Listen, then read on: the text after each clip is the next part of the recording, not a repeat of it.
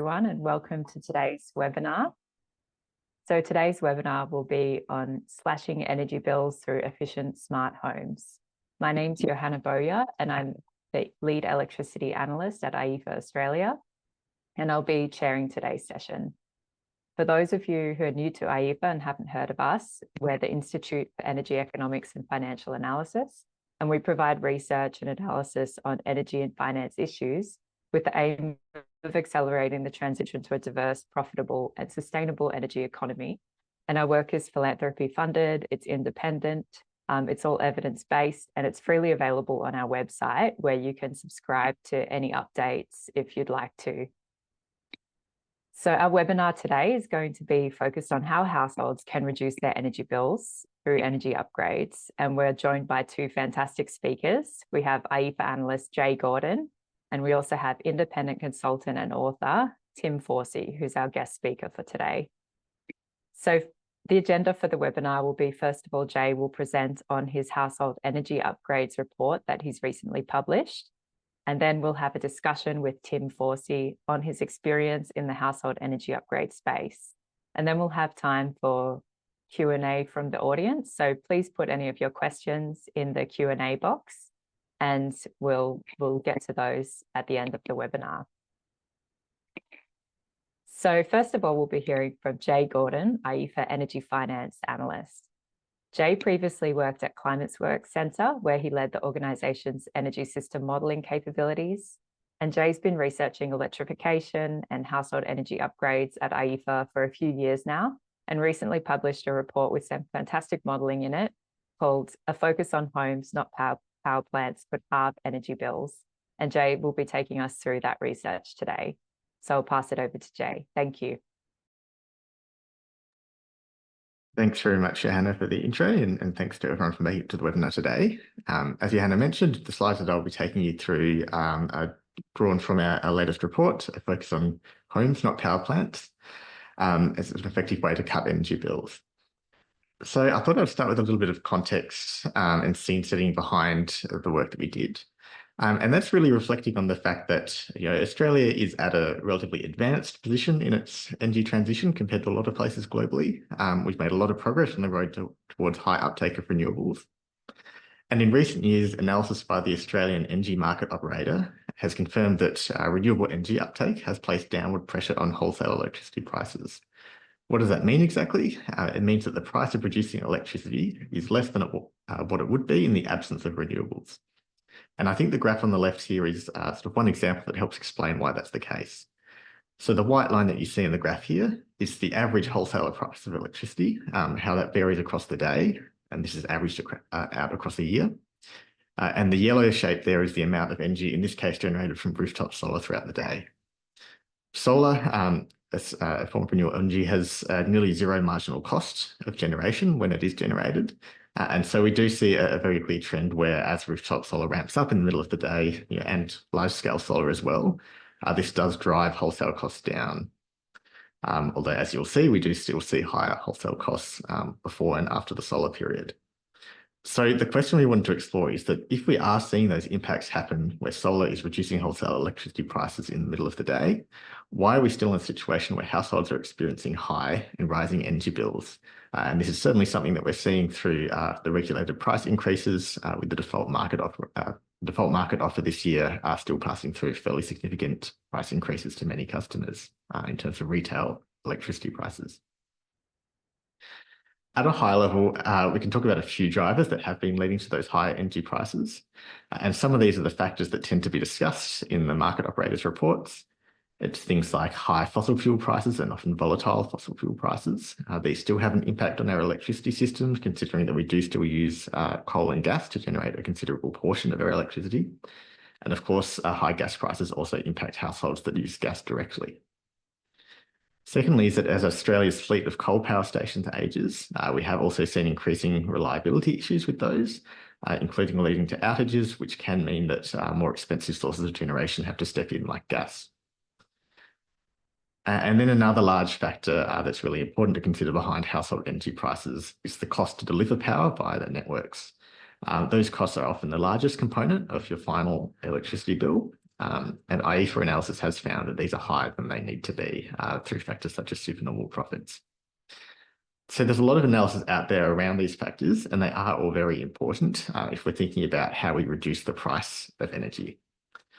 But we also know that energy bills are not just about price. They're also a factor of the amount of energy that we're purchasing from energy grids, whether that's gas or electricity, in the first place. And that leads us to focus on what we think is an often overlooked factor behind very high energy bills in Australia, which is the state of our homes themselves. In Australia, it's very common for homes to be very thermally efficient.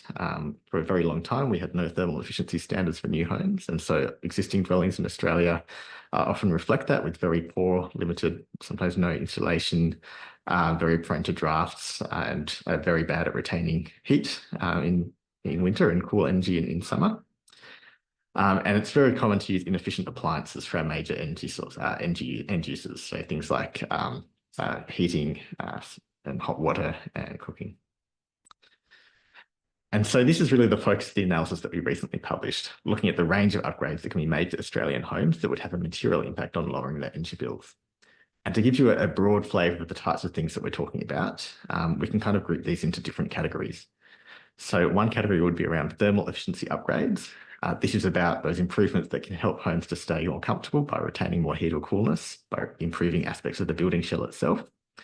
Think of that as things like sealing air gaps, removing drafts, upgrading insulation, treating windows to address heat loss, and those sorts of upgrades. Another major factor category is around upgrading from inefficient appliances to more efficient alternatives. And this is particularly material for things like heating and hot water and cooking. And there are two broad categories of inefficient appliances that we looked at, which were gas appliances, and they're often the worst performing type of household appliance. There are also what we call resistive electric appliances, by which we mean things like sort of panel heaters, older style electric hot water systems that rely on a resistive heating element. These appliances can be upgraded to more modern, efficient versions like heat pumps, which feature in reverse cycle air conditioners or can be used for water heating, and also induction cooktops for cooking. And these efficient appliances can be anywhere between 2 and 5 times more efficient than those inefficient alternatives. So a really significant category of saving. We then looked at some other pretty well-known categories of upgrades, things like installing rooftop solar and installing a household battery, which is obviously a type of upgrade that has seen quite a lot of momentum over the past year with federal rebates now in place. And although we won't focus on it heavily today, we also looked at some of the options to move energy loads to different times of the day where more solar is available, which can in some cases lower costs and lower peak demand, which helps the energy system. What I'll show up here is a slide with essentially our headline results, looking in terms of the energy bill savings for some of these upgrades. What we did here was we modelled a typical household in each capital city across the country, and that household is upgrading to efficient electric appliances, installing rooftop solar, and installing a battery.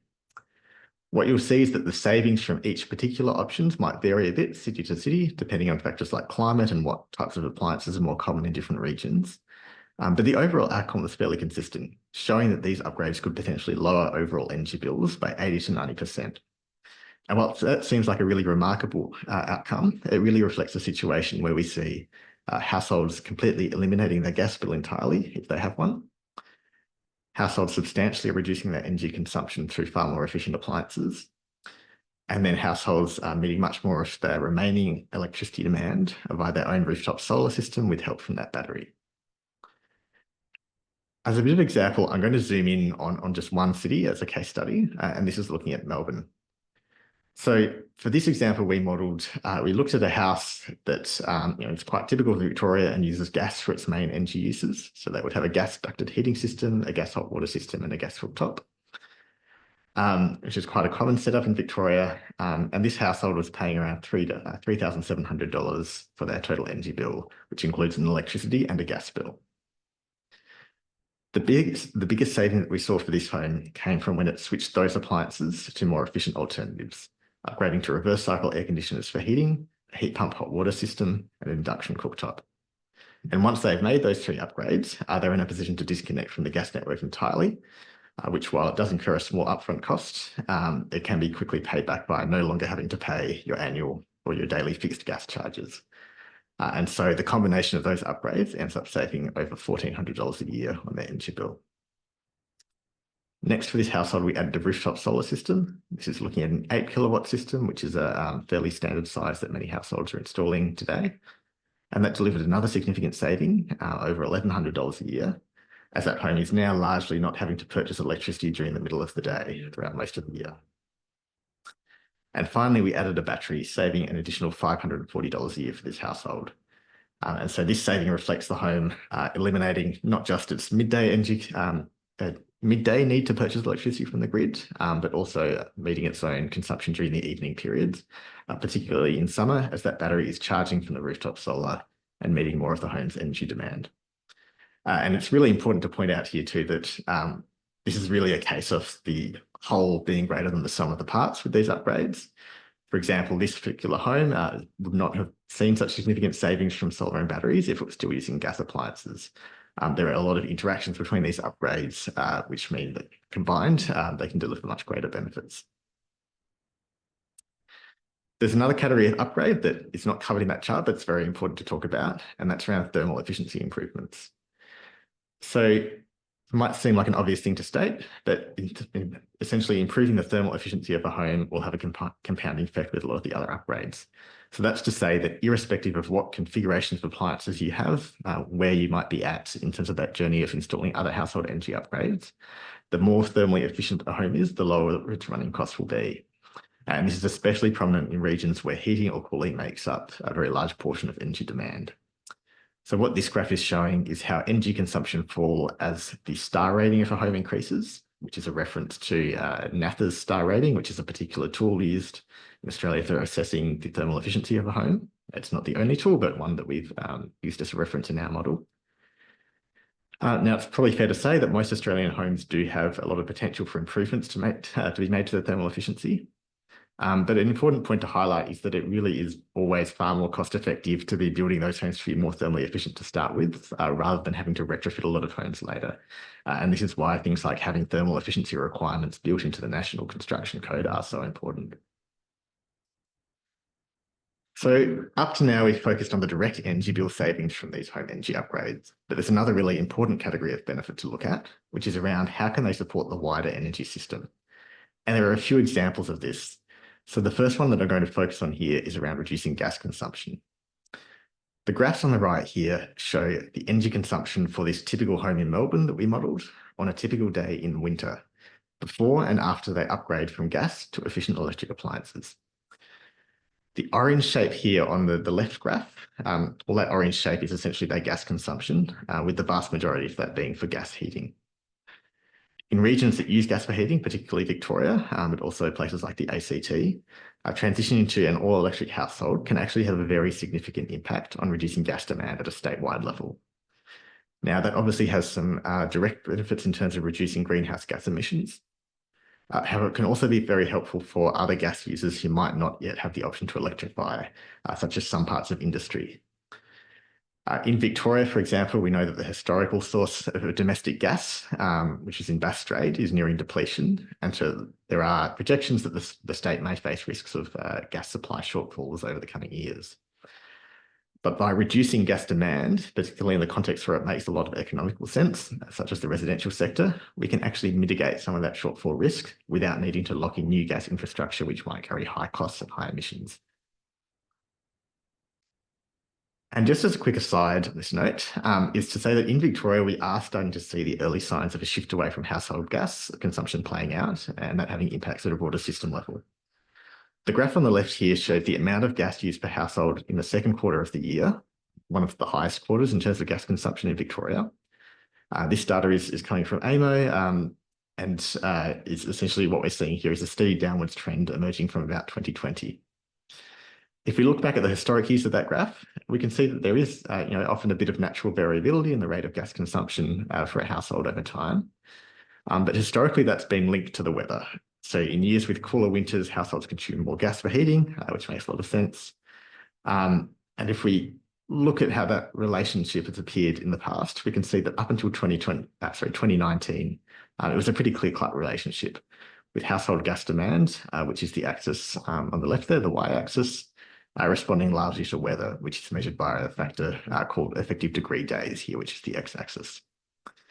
The interesting thing we're now seeing, though, is in the years since about 2020, we're seeing quite a big shift in that trend. So we're seeing this correlation not necessarily hold the same relationship as it did in the past, indicating that there are new factors driving down gas use in Victoria, which we would contest is probably likely to do with the compelling financial benefits of electrification and households starting to switch to more efficient electric appliances. So this will be a very interesting trend to watch and see how this continues. If I look beyond gas for a minute, there's another key benefit to household energy upgrades that's worth talking about, which is their ability to affect the amount of electricity households use during peak times. These peak periods are the most important time of day to think about cutting demand for a few reasons. So one is that, as we saw in one of the earlier graphs, the price of generating electricity, which accounts for about 40% of our energy bill, increases during peak periods. And that's often because we're falling back on expensive sources of electricity generation like gas. So the less we need to do this and the lower the demand is during this peak period, the lower the wholesale price of electricity is that eventually flows through to consumers. The other factor is that as our electricity networks, the poles and wires that deliver electricity to our homes, are designed to meet those peak demand conditions. By moving some of that demand out of the peak period, we can, in theory, avoid some of the need for further expansions and also make more efficient use of those existing network assets that we have. However, there are a few caveats here, which we will get to when we talk about our recommendations that relate to some of the changes we would need to the regulations to make sure that those benefits can actually flow through to consumers. On the graphs on this page, we're looking at the electricity demand throughout a typical day in January for a home in Sydney. And we can see, starting from the sort of blue shape on the left-hand graph there, that demand typically reaches a peak in the evening. And the power draw for this particular home in this example we modelled is about 1.5 kilowatts at that time. As we start to step through the graph, we're looking at the progressive impacts of adding household energy upgrades. So here we've added rooftop solar to this home, and you can see most of the benefits of that solar happen in the middle of the day. We're exporting a lot of solar in the middle of the day, but there is a small benefit that flows through to the peak period as we start to sort of increase demand at the same time that we're starting to wind down solar. There's a bit of a crossover impact where we do see a modest peak demand reduction. But the real benefits start to occur when we add a battery.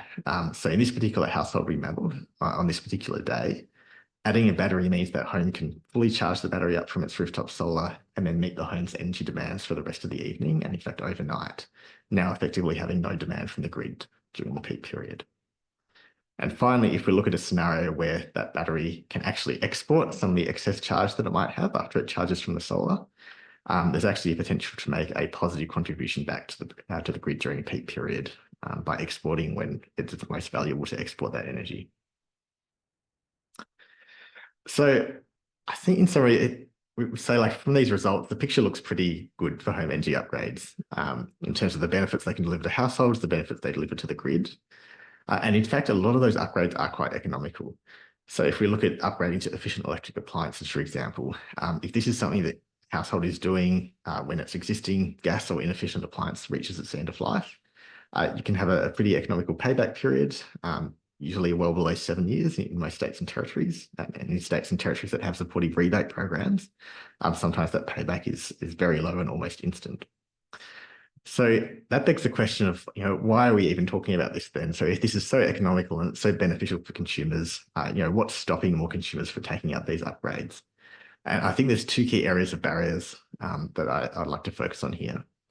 So one is to consider that there are a large number of homes that simply don't have the ability to make those upgrades. Now, this includes renters who make up about 1 in 3 homes. As we know, so renters don't have the ability to make those sorts of fixed upgrades to their homes. And as rental providers are not the ones who are paying the energy bills, there's no incentive for them to make those upgrades. So we call this a split incentive problem, and it can be a really challenging one to solve. And of course, even though some of these upgrades do have very short paybacks, they do require an upfront capital investment, and that's not always possible for all households. And that can be a major barrier. The other category of upgrades is what we might call issues around bounded rationality, which is, I think, just a fancy way of saying we're all human beings who are subject to our own sort of biases and odd ways of thinking that don't necessarily mean we're economic decision-making machines. So often energy policy sort of makes this assumption that when something is economical, consumers are just going to do it. But in reality, we know that most consumers are faced with, bombarded with very large amounts of information or disinformation around energy, and often just don't have the time or the bandwidth to really engage with that and make the best choices about how to use energy in their homes. We also have a tendency towards biases like this thing called hyperbolic discounting, which again is just a fancy way of saying if something is going to take a long time to pay back, maybe several years, we tend to discount that option and prefer something that's going to pay back instantly. And so when we're looking at energy upgrades that might have paybacks of 3 to 4 years, that might look economical for a business, but there are a lot of households who would still be put off by that kind of upgrade, that kind of payback. And so on my final slide here, I think this leads into some of the recommendations that we drew out for governments as a result of our report. And the first one here is really a bit of a challenge to governments. And that's suggesting that, based on some of the household energy upgrades that we've looked at in our report, we think there's a case that governments could commit to a plan to halve energy bills by focusing on these upgrades as the key solution, given that we have shown here that for an individual household that can make the most out of several of these upgrades, savings from 80 to 90% are certainly possible. The next one really speaks to the importance of efficient electric appliances as part of that upgrade package. So what we found is that not only in some regions was that the largest source of energy savings, but that also upgrading to efficient electric appliances was critical to ensure homes are getting the most value out of their solar and battery systems if they go down that pathway. Australia has existing programs to deal with appliance efficiency standards. However, we think there's a lot of scope for those programs to be reinvigorated and have a much more determined focus on making sure we can transition to appliances like reverse cycle air conditioners, heat pump hot water systems, and induction cooktops that can deliver the most benefits to consumers. Also, we've seen Australia has had a lot of success in terms of federal rebates for certain technologies like solar and very recently batteries. However, in a lot of ways, we think it doesn't necessarily make sense for those rebates to be so much focused on individual technologies when there are a range of different household energy upgrades that can deliver similar benefits in terms of energy bill savings, emissions, and peak demand reductions. So we know some state governments offer rebates for some of those types of upgrades, but many Australians are missing out altogether. And we think it would make a lot of sense to have broader-based national rebate schemes that are targeted towards these upgrades. One thing we noticed when we started looking at batteries in our modelling is that there are a lot of benefits from people being able to import energy to that battery from the grid in the middle of the day at times of the year, and also export it back to the grid when it makes sense.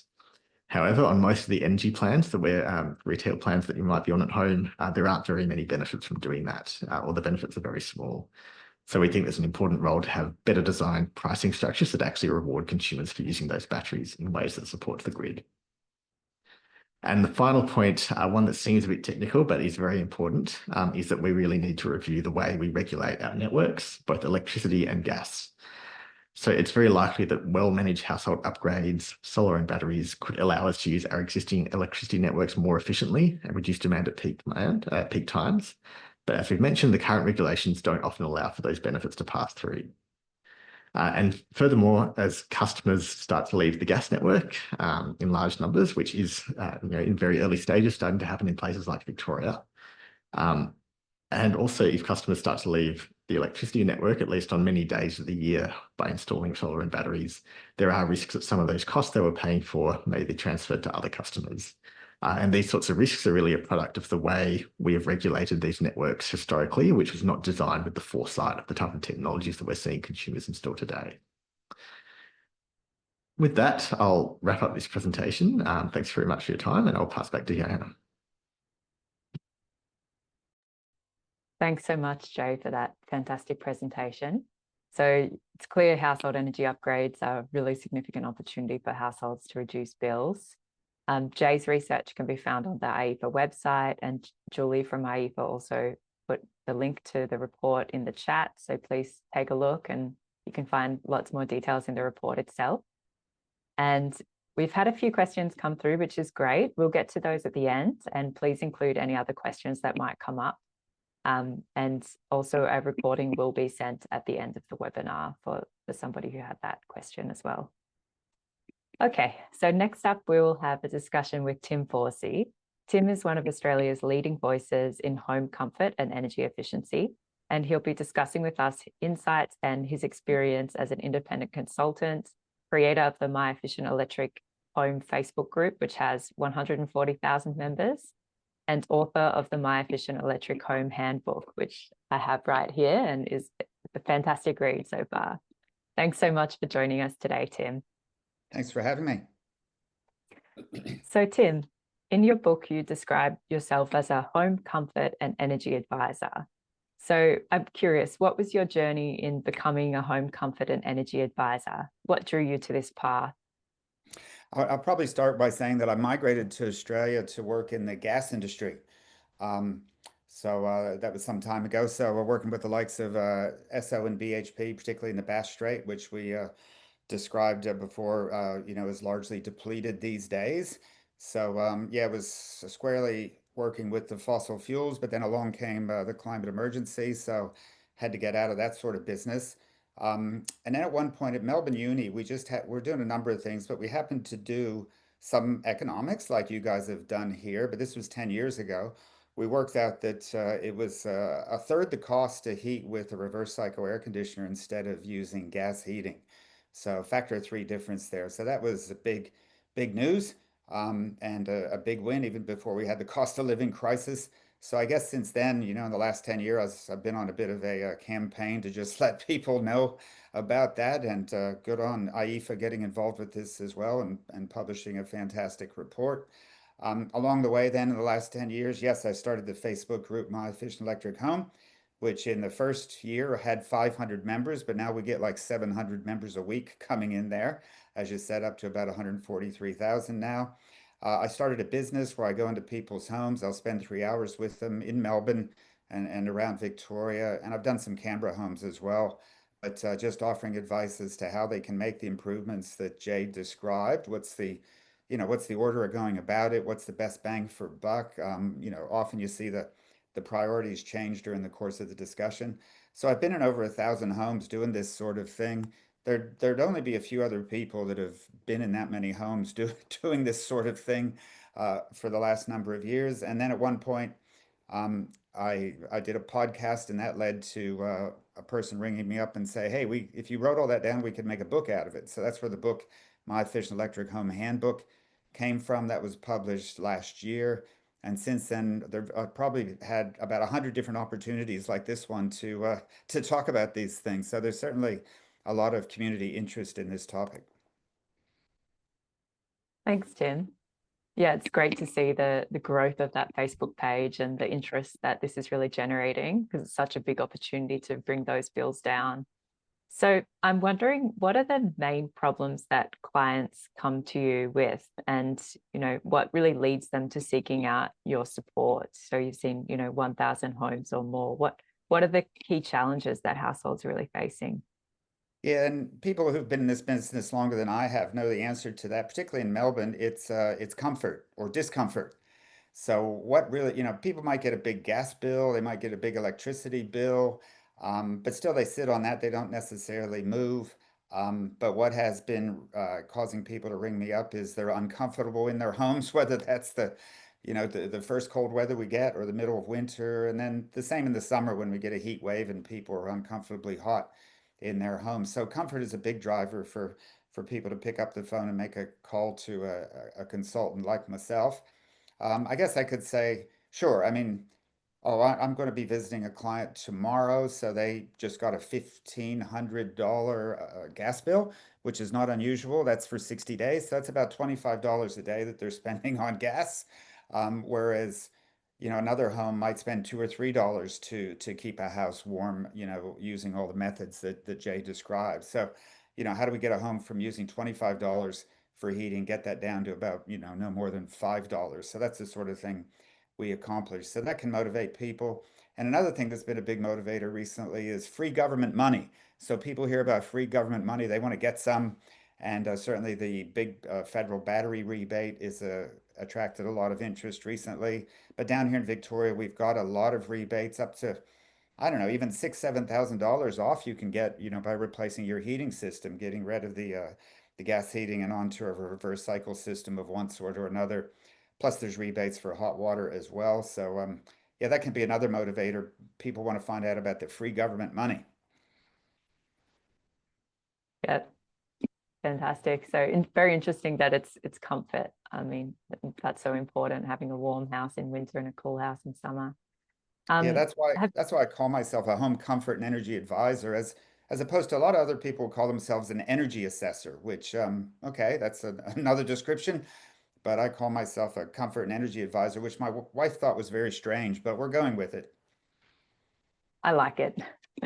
And can you share with us any success stories from your times with clients?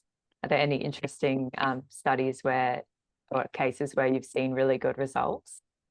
Oh, sure. I mean, just over and over and over again. So, like I say, going back to 10 years ago when we published some economics out of Melbourne Uni, it was hard to find a case study where someone had electrified and okay, what were the advantages?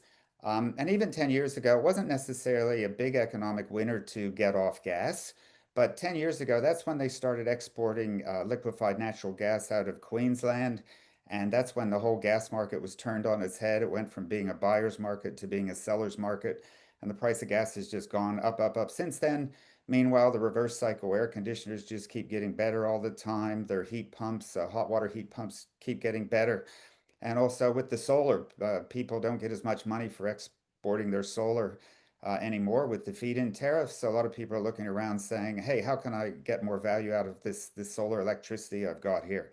And that could lead them to electrifying their homes as well. So look, there's just so many case studies now and across the Facebook group with 143,000 members. Yeah, all the time people will be posting their success stories about how they've done the first thing or done a couple things or done all the things. And certainly the cost savings that Jay talked about there are completely reasonable. We see that sort of thing all the time. And then you can even add like the electric car in there and the petrol cost savings. It just gets ridiculous how much money can be saved. Great to hear there's been lots of good results. So what are the main barriers that households face in undertaking their energy efficiency and electrification journey, even in those early stages, but then also, getting to those later stages where they're undertaking quite a lot of the upgrades? What are the main challenges that households really face in going down this journey? Yeah, at the Facebook group, My Efficient Electric Home, I actually did a poll on that once. What's holding you back? Um, and then I wrote an article. It's published on the Fifth Estate, so like 9 things that are holding people back or something like that.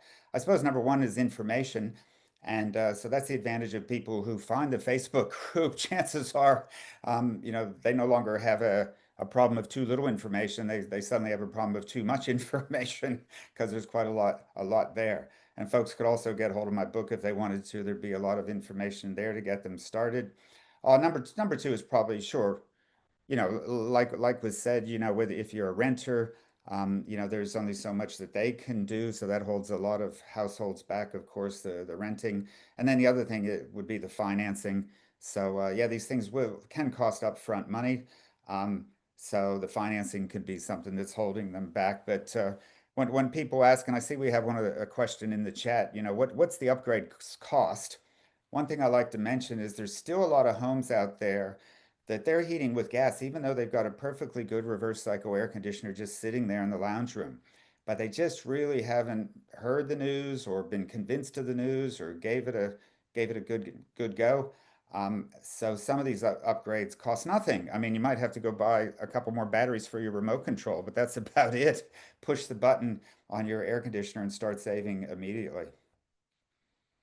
And on that, Tim, are there any other interesting upgrades that cost very little, and some upgrades that could be undertaken by renters or, people who Mm. don't have that access to that capital right now?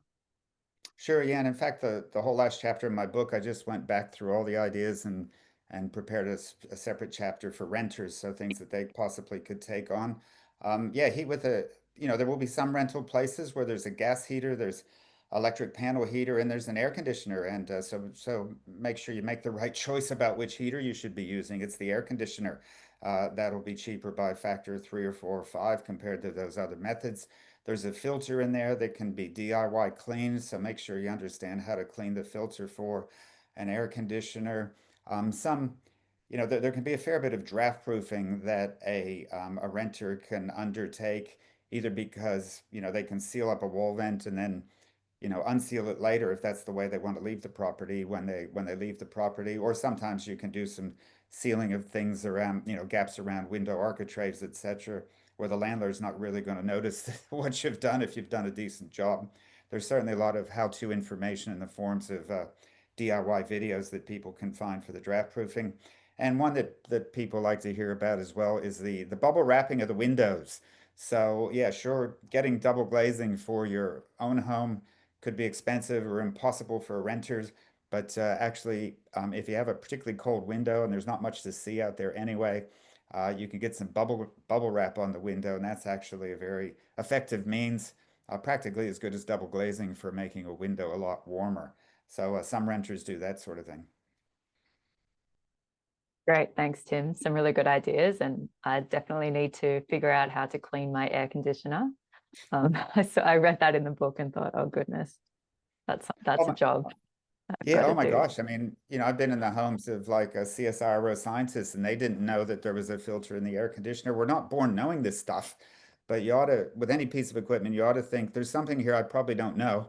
And yeah, find the owner's manual and see what needs to be cleaned out. The same thing can be true like of a heat pump condensing clothes dryer. There's a special thing you need to clean out that a lot of people don't know about. So yeah, try to understand the equipment you're using. Great, thanks, Tim. And so shortly we'll be switching gears to our audience Q&A, but just before we do that, I'll ask for some reflections from you, Jay. So Tim's touched on some of those challenges that households face in improving the efficiency of their home, like finance and complexity, and also, if they're renting, they might not be able to make all the decisions in the household. So is there any kind of support needed from government and industry to help people move along the electrification journey to get to those later steps where they could access some greater energy bill savings? Yeah, I think certainly seeing this through the lens of what are the key barriers is where we should think about where government and policy support is helpful. Like I think Tim sort of touched on the information question. I think that's an interesting area because it's one where to some degree we have seen sort of more and more information becoming sort of out there in the public domain around the benefits of these upgrades. But I think it's also become quite confusing for a lot of households because they're balancing that level of information with also a lot of disinformation out there.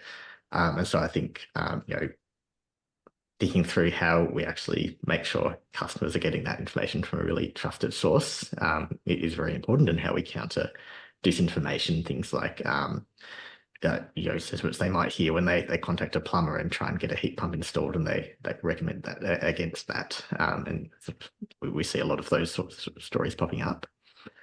And then, yeah, in terms of renters, I think that's a particularly challenging thing to get past. So aside from the upgrades Tim mentioned, which might be more renter friendly, things like if you simply don't have a reverse cycle air conditioner installed, there's very little incentive for landlords to do that at the moment. So that's where I think minimum standards, which can be either broad minimum standards for appliances that are purchased, or specific minimum standards for rental properties, which we are seeing now get improved in some regions like Victoria. That's a really important area, and it's probably one of the main levers that can really help in that space. And then as Tim and we've touched on in this presentation, things like well-designed rebate programs to help lower that upfront cost burden for households, and also potentially well-designed financing schemes to complement that, because we know that upfront cost hurdle can be a hard barrier for many households. Great, thanks, Jay. And just on the upfront cost hurdle, we did have a question in the Q&A. What was the cost of all the upgrades made in your modelling and the payback period for the household? Yeah, it's a really good question. And so it does vary a bit by the type of upgrade. So if we look at efficient electric appliances, for example, now one thing we highlight, the most economical point of time to make that upgrade to an efficient appliance is when your existing appliance reaches its end of life. And so at that point, you're essentially making a comparison between what would the cost be of buying a new gas appliance or a new old electric water heater versus the new efficient alternative. And across most of the cities we modelled and most of the sort of three main categories of appliance that we looked at, that cost difference was usually less than $4,000. That's before rebates. If you look at states that have sort of the more comprehensive rebate programs like Victoria, that upfront cost can sometimes be, or it can effectively break even with gas, or become very close to breaking even with gas appliances. So that's probably the most cost-effective category of upgrade in our model. Obviously, solar and batteries do tend to be high costs, balanced off by some federal rebates. So probably the merit order tends to be, efficient electric appliances, very cost-effective. Solar, costs a little bit more investment, but still relatively cost-effective. Batteries helped a lot by the federal rebates, but they're still kind of more on the expensive end of scheme, but probably going to be coming down in price increasingly over time. Yeah, and I like to come back to that zero cost option, which is to use the air conditioner you already have. So, look, I've been banging on about this for 10 years. I'll keep banging on, because I keep going into homes where, they just haven't heard the news yet. And so they're still using a gas heater when they've got an air conditioner sitting there. So, that's what I call the zero cost upfront option. Thanks, Tim and Jay. And we have another question on the economics of these upgrades, in particular batteries, from Lotte Wolf. So how's the economics of investing in a home battery changed in light of the Cheaper Home Batteries program and this modelling? Yeah, it's a good question. I'd say it's having a very big impact on the economics of them. So our modelling did include those new federal rebates for batteries. I think the sort of official estimate the federal government provides on that is that it will cut around 30% of the upfront cost of installing a battery. I think what we found in practice is that if you're looking at some of the batteries that are kind of on the cheaper end of the spectrum, or when you start to look at some of the very large batteries that people are installing, sometimes the kind of the saving per kilowatt hour per unit capacity of the battery that you get from those federal rebates can be even higher than that 30%. So yeah, that absolutely does cut a few years off the payback for batteries. I think the way I sort of see this is because batteries are still on a declining cost curve. They come down a lot in cost in recent years, but are quite likely to still have a few years of cost reductions to come. What that federal battery rebate seems to have done is effectively taken us a bit forward on that cost curve. So we're now seeing costs for batteries, which would be probably in line with what the raw costs would be sort of 5 to 10 years from now. I think that those federal rebates have made a very big difference. And the structure of those rebates is that they will decline over time until 2030, but I think we'll also see the underlying cost of the batteries decline, and so that will still stay relatively economical. I mentioned that at My Efficient Electric Home, we've got 700 new members a week coming in there, and on a fairly sustained basis. And a big reason is the battery rebate. And if you go there, you'll see a lot of the posts are about people saying, "Well, here's a quote for solar and a battery. What do you think about it?" So it's certainly a huge interest. And Jay, I'm not sure if IEEFA's done this yet, but there have been a couple of researchers who have gone on to My Efficient Electric Home, and they've just scraped all those posts just to see the cost of batteries. So if you want a database as to what batteries are actually being costed at or quoted at out there in the real world, why we've got hundreds of them now. It's at My Efficient Electric Home. Absolutely, it's definitely. I think I've seen the results of some of that analysis, and it actually challenged some of our assumptions on what an appropriate cost for batteries are. Because like you say, I think the cost seems to be coming down so quickly with the level of competition out there, a number of installers that some of the prices are quite a lot lower than people would expect. Thanks, Jay and Tim.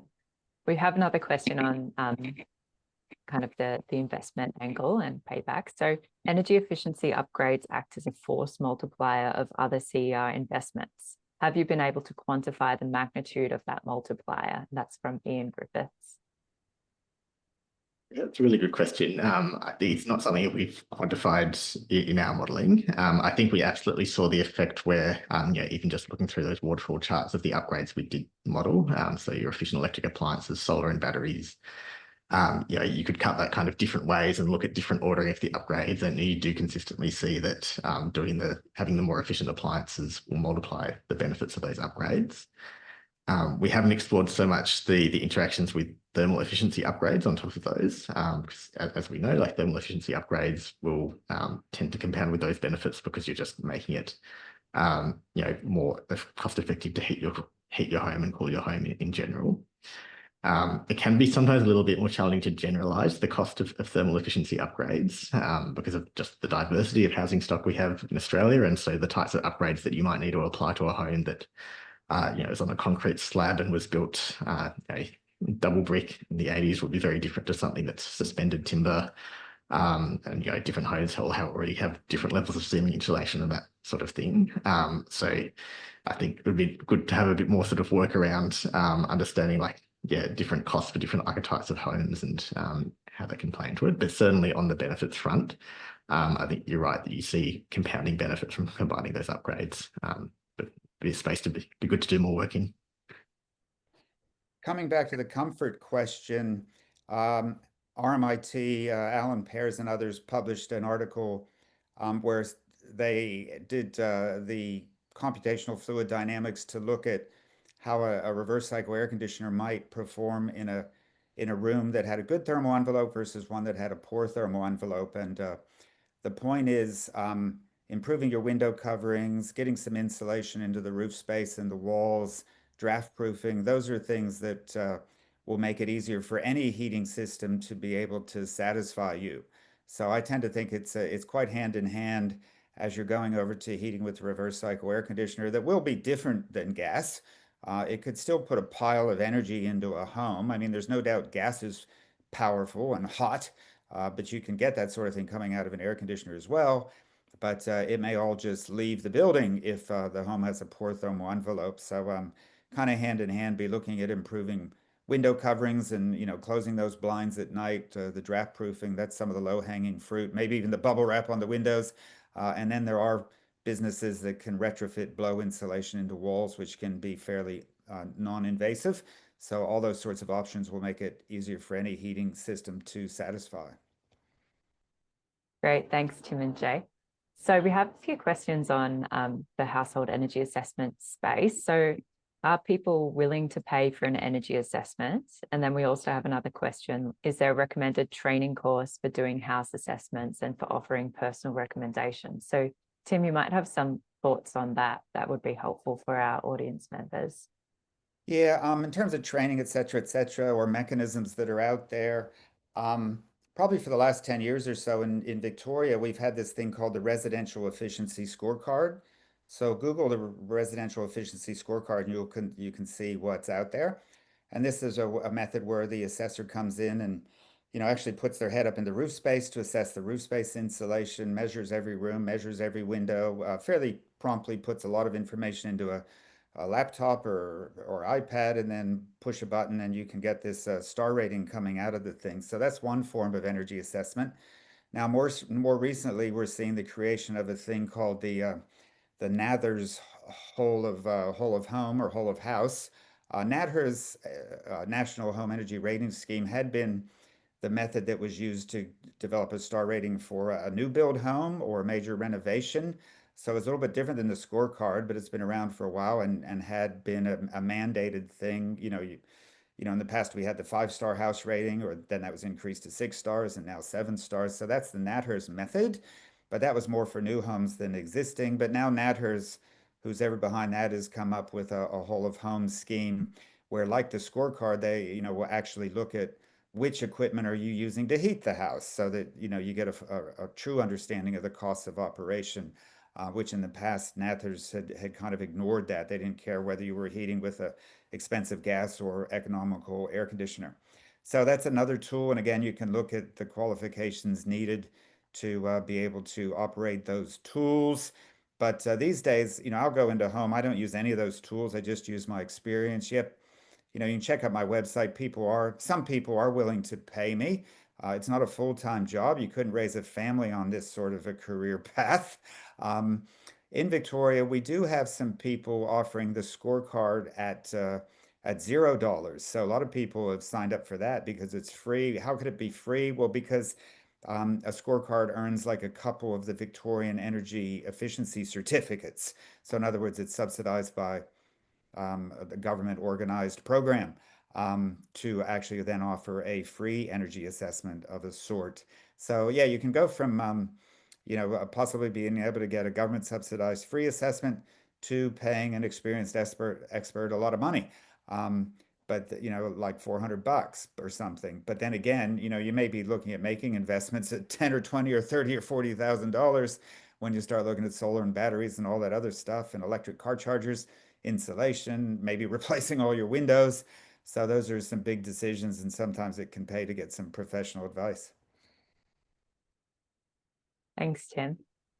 And we have an interesting question that I think would be important to touch on. So we have a audience member who owns an apartment in a strata building and would like to remove gas, get EV charging, get solar on the roof, but the strata committees and managers are resistant to change and afraid of making poor decisions. So what advice do you have for apartment owners who want to electrify their buildings but have to deal with this bureaucratic layer? If you're looking for some moral support or some help, maybe, I think it was last June, so that was a year ago, there was an expo in Melbourne at the RACV building. It was called the High Life Expo. And so I think a lot of that stuff was uploaded to the internet. And so so it was a whole conference basically on what people were trying to do with strata. Were there any success stories where they had run into barriers? So sure, there can be challenges. I mean, there's apartment blocks built in the 70s, 80s in Victoria that were built specifically for gas. I mean, there was all that Bass Strait gas, and so that was going to last for a long time.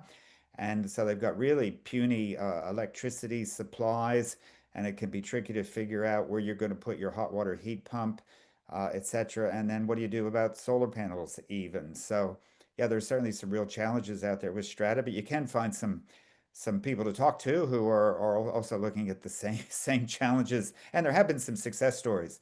A recent article was published where a whole bank of gas hot water services was taken out, and now there's a bank of hot water heat pumps. So they're providing that circulating communal hot water to a bunch of apartments at a far cheaper cost. And they actually put in solar panels as well. And so they didn't quite there was a bit of a challenge. How do we get the value out of these solar panels and get all the electricity to everybody? Well, they just decided to just run the hot water off those solar panels. So that kind of was a package, the solar panels and the hot water heat pumps, to give, basically free hot water from that point forward. And I would also add too, I think this is an area where there can be, policy support can be helpful. So my understanding is that in New South Wales, there has been a bit of work done around strata rules and looking at, what are the sort of barriers that are preventing this, like strata corporations that can sort of veto decisions based on bylaws. And I think in Victoria, there are going to be some upcoming consultations around changes to the Owners Corporation Act. So I think, yeah, certainly another area where it would be good to have a bit of policy support and thinking around how government can help unblock those barriers. Thanks, Jay and Tim.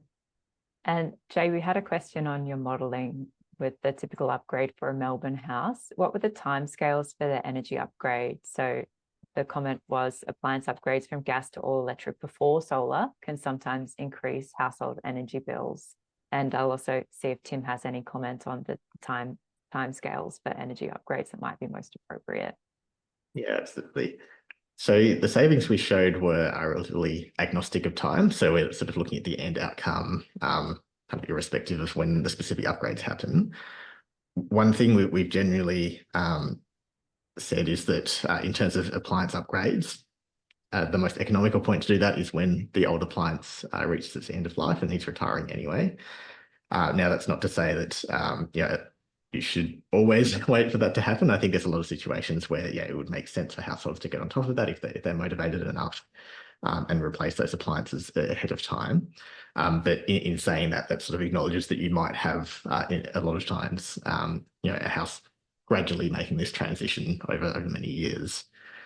And so from that perspective, I'm a bit sort of ambivalent, I think, around when the best time is to install solar and the battery. I think the best time is probably when it makes sense for that household.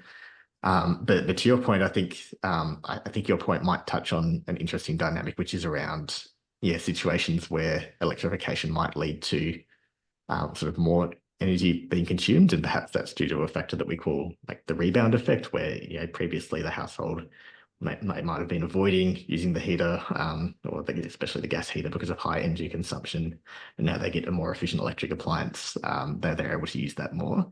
So I think there's situations where that can occur, and that might be a situation where it starts to become obviously the priority for that home is, as Tim says, comfort more than energy consumption. So it's not necessarily a bad outcome if they were avoiding that energy use, and now they're getting to a more comfortable home. So yeah, I certainly wouldn't say it necessarily needs to be a hold up that consumers should wait till they have solar to upgrade to efficient appliances. But interested perhaps if Tim has perspective on what you see around the rebound effect and that idea of homes increasing their comfort and maybe increasing some of their energy consumption after they electrify. Well, sometimes people ask the question, which should I do first? Should I electrify or should I deal with the thermal envelope of the home?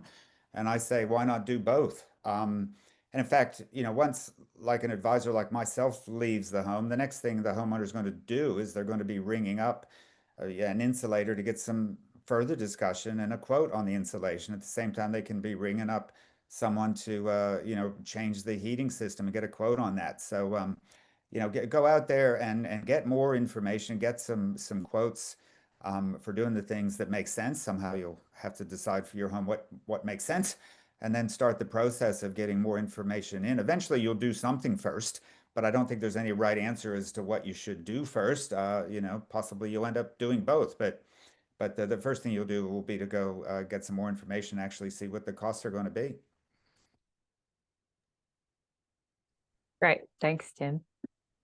So we have a question from Jennifer as well, which is going to the whole question of the energy transition.